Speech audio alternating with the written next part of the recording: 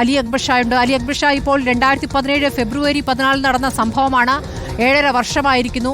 ഈ വർഷങ്ങൾക്കിപ്പുറം ഓരോ വർഷവും ഓരോ പുതിയ കാര്യങ്ങൾ സംഭവിച്ചുകൊണ്ടിരിക്കുന്നു. അതിജീവിതയ്ക്ക് പോരാട്ടം തുടരേണ്ട സാഹചര്യം. അപ്പോഴും ഈ പോരാട്ടങ്ങൾ നിയമ രീതിയിൽ, നിയമ വഴിയിൽ കഴിയുന്ന എല്ലാ വിധത്തിലുള്ള പോരാട്ടം തുടരുമ്പോഴും അവിടെ നിന്നും നീതി ലഭിക്കാത്ത ഒരു സാഹചര്യമാണ് ഇപ്പോൾ അവരുടെ അനുഭവം. അതുകൊണ്ടാണ് രാഷ്ട്രപതിയിലേക്ക് കത്ത് പോയിരിക്കുന്നത്. DGPR ശ്രീലേഖയുടെ പ്രസ്താവനയടക്കമുള്ള കാര്യങ്ങൾ, അതിനെതിരെയും ഇപ്പോൾ ഒരു നിയമ പോരാട്ടം, ശ്രീലേഖയുടെ പരാമർശത്തിനെതിരെ വിചാരണ കോടതിയിൽ ഹർജി നൽകുകയും ചെയ്തിരിക്കുന്നു. ഇതുവരെയുള്ള അതിജീവിതയുടെ പോരാട്ടത്തെ എങ്ങനെ കാണാം അലി അക്ബർ ഷാ?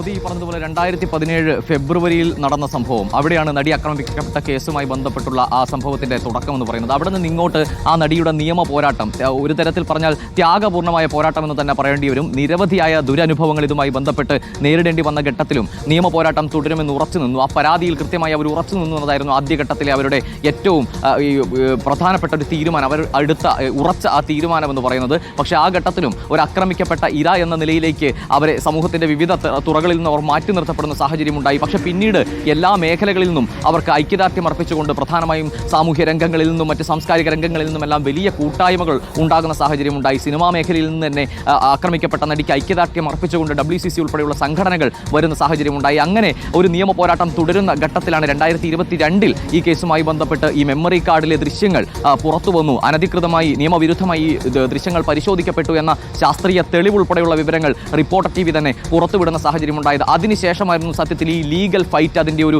കൊടുമ്പിരി കൊണ്ട ഘട്ടത്തിലേക്ക് കടന്നത്. സത്യം പറഞ്ഞാൽ എല്ലാ മേഖലകളിൽ നിന്നും ഒരു തരത്തിലുള്ള സഹായവും നിയമപരമായി അവർക്ക് ലഭിക്കാതെ വന്ന ഘട്ടത്തിൽ പോലും ഒരു തരത്തിലും തളരാതെ പരാതിയിൽ ഉറച്ചു നിന്ന് നിയമ പോരാട്ടം തുടരുകയായിരുന്നു. പിന്നീട് അങ്ങോട്ട് താൻ മറഞ്ഞിരിക്കേണ്ട ആളല്ല, താൻ സ്വയം ഒരു അതിജീവിതയാണ് എന്ന് പറഞ്ഞുകൊണ്ട് അവർ പുറത്തേക്ക് വരുന്ന രംഗം നമ്മൾ കണ്ടു.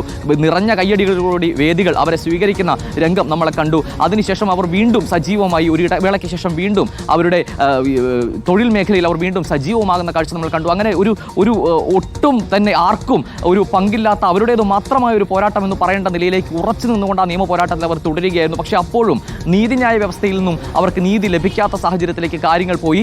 എന്നിട്ടും അതിൽ മറ്റ് തലങ്ങളിലേക്ക് കാര്യങ്ങൾ കടക്കുമെന്ന ഘട്ടം വന്നപ്പോഴേക്കും പ്രതിസ്ഥാനത്തേക്ക് ദിലീപിനെ പോലെ ഒരു പ്രമുഖനായ വ്യക്തി വന്നപ്പോൾ സ്വാഭാവികമായും രണ്ട് ചേരിയിലേക്ക് കാര്യങ്ങൾ തിരിഞ്ഞ ഘട്ടം വന്നപ്പോഴേക്കും അവർ നിയമ പോരാട്ടം തുടരുകയായിരുന്നു. അവർ ആദ്യമെടുത്ത നിലപാടിൽ തന്നെ ഉറച്ചു നിൽക്കുകയായിരുന്നു. ഇത്രയും വർഷങ്ങൾക്കിപ്പുറം 7.5 വർഷം നീണ്ട പോരാട്ടത്തിനിപ്പുറവും ആക്രമിക്കപ്പെട്ടൊരു നടിക്ക് രാജ്യം ഇത്രയേറെ ചർച്ച ചെയ്യപ്പെട്ടൊരു സംഭവത്തിൽ നീതി ലഭിക്കുന്നില്ല എന്നത് ഏറെ വേദനാജനകമാണ്.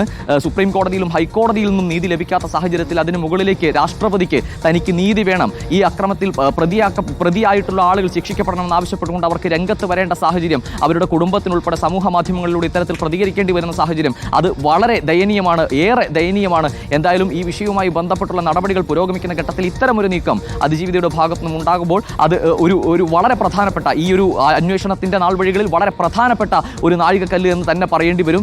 ഇത്രയും ദയനീയമായൊരു നിലയിലേക്ക് ഈ കാര്യങ്ങൾ പോയി നിൽക്കുന്ന ഘട്ടത്തിൽ സമൂഹം ഉൾപ്പെടെ ഈ ആക്രമിക്കപ്പെട്ട നടിക്ക് ഇത്രയും വലിയ പിന്തുണയുമായി വരുന്ന ഘട്ടത്തിൽ നിയമവ്യവസ്ഥയിൽ നിന്നും നീതി ലഭിക്കുന്നില്ല എന്നത് ഏറ്റവും ദയനീയമായ കാര്യം തന്നെയാണ് സ്മൃതി.